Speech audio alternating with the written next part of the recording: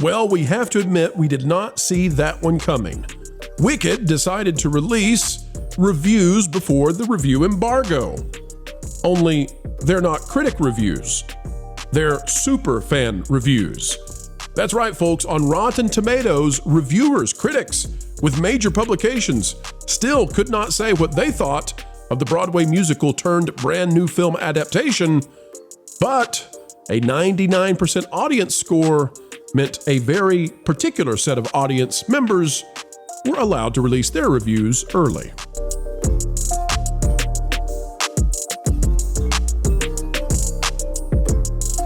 Hello, folks. Welcome to the channel that is checking Rotten Tomatoes, but not for review scores in order to decide whether or not we're going to go see the movie on time, but rather we're checking it to see what the latest scheme is. And today we're talking about that scheme and specifically what it might do to the review industry. Critics are livid indeed. We'll explain why. All we ask in return is you click that like button. And folks, let's bring the panel on right now. Out of Forbes today, Wicked is trying something a little bit brand new. We're going to see how it goes. The legacy media is all on board. Choo-choo. Paul Tassi, you've heard that name before, is the author, so we'll wade into this with trepidation that Tassi demands. Wicked arrives in theaters with an unprecedented audience score, is the story. It says, there has been a whole lot of controversy going on about Wicked leading up to its release this weekend, from its casting to its press tour to its decision to break itself up into two parts. But now, the film is arriving in theaters with stunning feedback from those who have already seen it. Oh, is he talking about critics? Is he talking about like the New York Times, LA? What is this? Wicked, Tom, you're going to love this. Tom, be ready. Wicked currently boasts a near perfect 99% audience score on Rotten Tomatoes, with 1,000 verified viewers having seen the film in early release areas. Tracking this sort of thing for years, I have almost never seen a film with this many verified reviews and managing to nab this high of an audience score. Wait a minute, folks. This is going to get fishy real fast. We're going to show it to you. There is one catch here, and that is if these people were able to see the film early, before even wide release, i.e., you can't see this film yet. No one can. They may be the type of Wicked super fans that were prone to give it high scores more than general audiences. However, if Wicked super fans do love it, that must mean it's a pretty stellar adaptation of one of the most beloved musicals of all time. And you can see down here, he's got the picture. We'll go verify it, folks, that as of recording, in Deedly Doodly, the popcorn meter, which is a dumb name for audience score, is currently at 99% with 1,000 verified ratings. Tom, here's the funny thing about this. And this is the latest in very contrived things going on with Wicked. And I think it'll do fine. It's going to do very fine at the box office. But it's not going to do as well as it could have, because whoever is running the show behind the scenes in this thing, oh my gosh, have they just done terribly. Here's the weird thing, Tom. This film is still under embargo. Critics cannot put out their review of Wicked yet. But somehow, before the movie is released even, 1,000+ people were allowed to see it. And I just got this feeling, Tom, once again, deep inside of me, that they're in love with Wicked. Otherwise, how did they get to go see it before anyone else? And Tom, I'm very curious what you think about the idea, like, how are critics going to respond to the idea that we're under embargo, but whoever these select few are, they get to say whatever they want, and they're already beating us to Rotten Tomatoes. Tom, what are your thoughts on this? Well, no, and I don't care. No, I'm just kidding. It seems kind of fishy. I don't know. None of these people, like, look at these. This is weird. I love when bunches of them start with amazing. Great crowd. Sorry, great production. Does anybody have like an icon, or are they all like floating? They're all praise. There's Gladys right there, who likes the emotion and intensity of the characters. What song were you quoting there, Pro? I just got this feeling deep inside of me. No, you should have been quoting the one from Wicked. What is this feeling? Oh, that I've got unadulterated loathing for Does this. it have a name? Yes. I'm sorry. Was I telling a joke and you were offended, so you wanted to go ahead and tell it for me? Oh, I thought you were going to make a joke about popular. I was trying to subvert your expectations. Oh, thank you very much. Because guess what, Jonas? This one doesn't subvert your expectations. It exceeds all your expectations. Hold up, time out. Go back. Jorge S. Yeah. The broken English on that one's really weird. When I went to see the premiere of the movie. Yeah. Go ahead. No, I'm just curious, Tom. It hasn't premiered yet. The truth is I had very high expectations, but at the time of seeing it, the movie exceeded all my expectations. Just who the hell talks like that?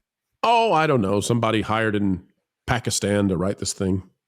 Pakistani Jorge. Yeah, that's what I'm thinking. I think it's fascinating. The same guy who was telling me about my car insurance that's gonna lapse here. If you would, soon. Tom, if you would go to Walmart and get that special check and send it somewhere across the world, he would fix that for you. No. They only take Amazon cards now. Oh, I see. They've changed the game. So I'm just loving that you have reviews talking about the premiere, and unless they literally went to the red carpet premiere earlier this week, nobody has been allowed to see this. Actually, that's not true. There has been some fan showings. Fan showings. Describe, please, Tom. What are these fan showings? Okay, so you know how they do little early premieres here and there. So for instance, Stephanie, aka My Nerdy Home, was upset that she didn't get to go because she had an opportunity to go see one of these. She didn't get to. So would you say, Tom, that those then would be, I don't know, those would likely have your biggest fans attend them? Yes. But do you find it odd that people would be able to go to those and write a review, perhaps, and beat the critics? Like the critics aren't allowed to say what they think of the film? Well, here's the thing. Even with those embargoes, there's like two embargoes usually. There's a social media embargo, and then there's a review embargo. And you guys may be aware of this. So like the social media embargo lifts usually earlier. And in that said embargo, you can give a reaction, but you can't get into specifics like an actual review, right? And then when you actually give a review, it's a full-on review. And now anybody who goes to see a movie and pays their money to go see it, they're not signing any contract. They're not under any embargo, right? So you are correct. This was a publicity stunt to basically get the biggest fans of this property out there in the theater early to see it. The ones who are clearly going to blindly just say, yes, it was the greatest thing since sliced bread, better than The Wizard of Oz, anything you want, because they get to see it first. Right. So it's very similar to that access thing, but I mean, especially for someone who normally doesn't get to see these things kind of early, that's a big deal for somebody like that. Yes, and you're giving a perk that somebody's going to be very excited about. Now, I saw that Polly from Latino Slant is saying that the embargo lifts in 90 minutes from the time we're recording right now, and that the reviews are likely to be good. And I totally agree with that. I think that this movie is likely to be right up Hollywood's alley. Absolutely. The issue I have is this is yet another kind of silly mistake where they should have said, and Rotten Tomatoes should have enforced, hey, until the critics get to make their bread, get their dough by putting out their reviews, we're not going to flood this with people who are hyper positive. But why would they do it? Because the average person who goes to Rotten Tomatoes right now, the day before they can start going to see the film in full across the country, across the world, when they go to Rotten Tomatoes right now, what do they see? 99%. And they don't spend the time to think, oh, is that the critics? Is that the audience? No, they just see popcorn meter. Oh, cool, they changed it. All right, it's not a tomato thing. Okay, cool, 99%. Yeah, it must be good. Let's go get tickets now. It might work, it might not. I'm not here to criticize. There's not like a legal thing that's been broken here. But if I'm a critic, I think I'm having it right now. I think I'm a livid critic if I find out that special people who got to go see these early premieres get to beat me out with my review, and I'm obligated to hold it. I would be unhappy. That's just my thought. Panel, anybody agree, disagree? I think they're probably angry at robots if they're going to be angry at anybody. Whatever's going on at Rotten Tomatoes, allegedly, is a bunch of shenanigans and bologna sausage. And the charge against them has been that they are essentially, in the same way that many mainstream polls are meant to not gauge public sentiment, but to try to set public sentiment.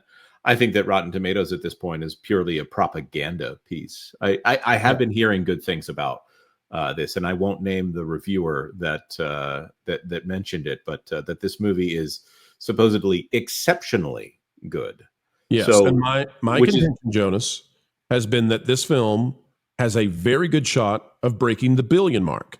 Mm-hmm. Whatever it makes, I think the marketing has decreased its potential by 20%. So if it makes $1 billion and that's where it lands, I think the poor marketing, that the opportunity cost means that it could have made 1.2 billion, because I think they've handled this so poorly. They've been crying all the time. They've made it be about modern alphabet issues. They had the dolls that went out with the inappropriate website on the box. Like, everything that could go wrong with marketing has gone wrong. And if it does well, and we think it will, it's in spite of a terrible marketing team. So are you saying it's the gayest musical ever? It makes Agatha look like a stroll through a heterosexual park. Yes.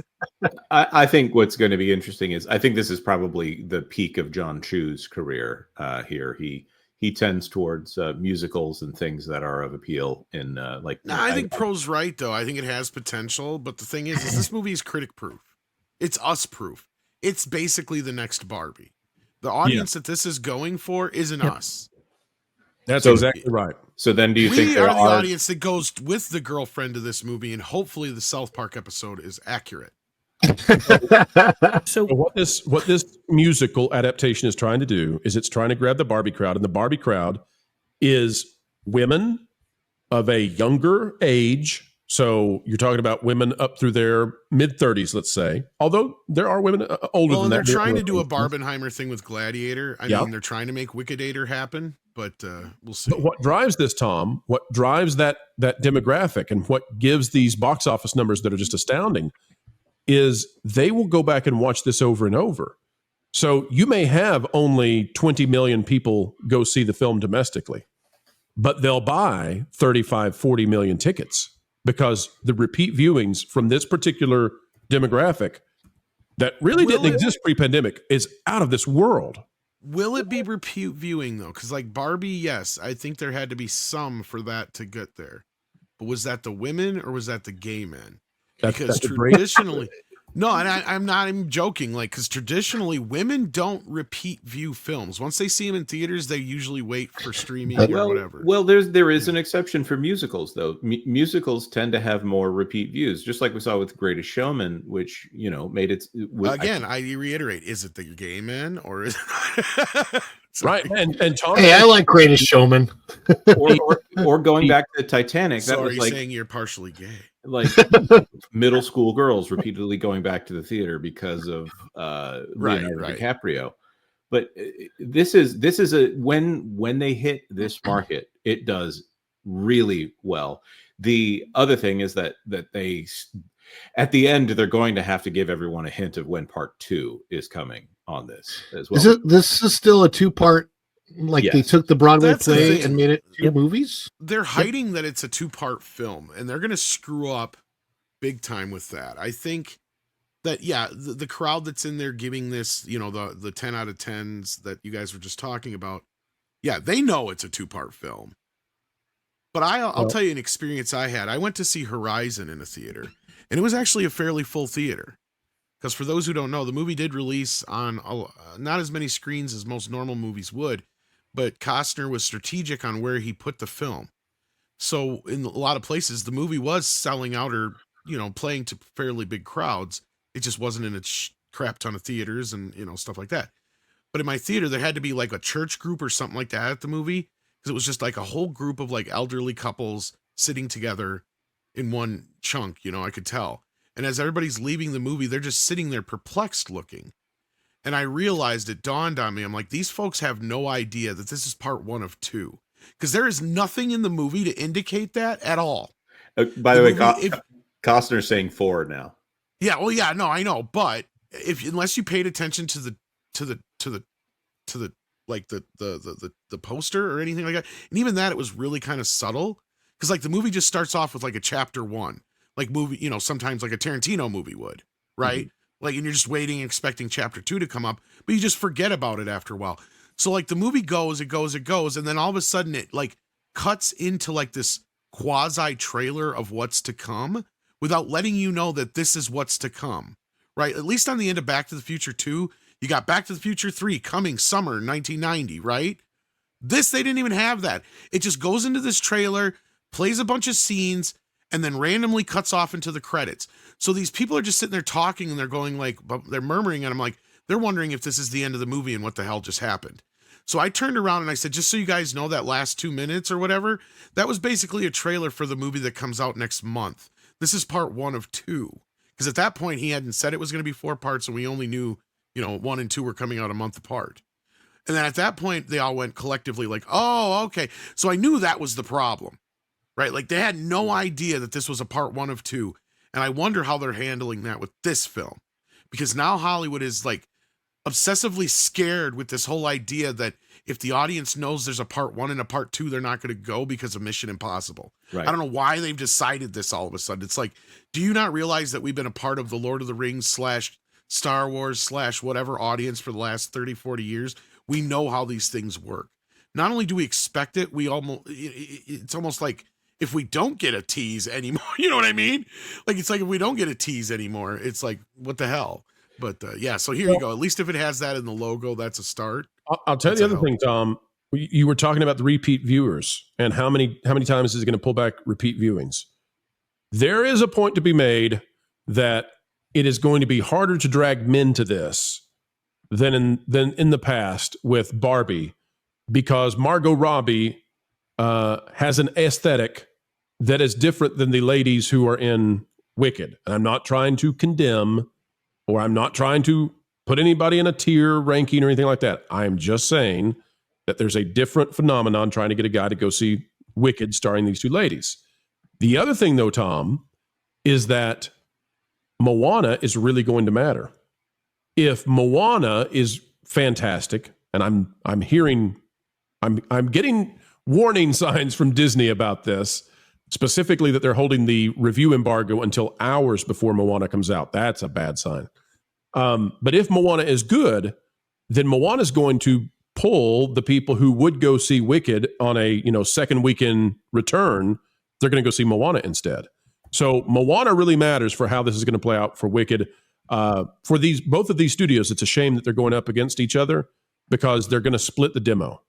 That's just really dumb. To a point, I do think Wicked leans a little bit more adult, though. Oh, definitely. And that's the thing I'm worried about, or at least I'm concerned about with people, because the girls have been following this quite a bit on Toxic Femme, and they're sitting here scratching their heads trying to figure out how they stretched this into two 3-hour films. Or at least we assume the second part's probably going to be the same as the first one. The first one's like 3 hours.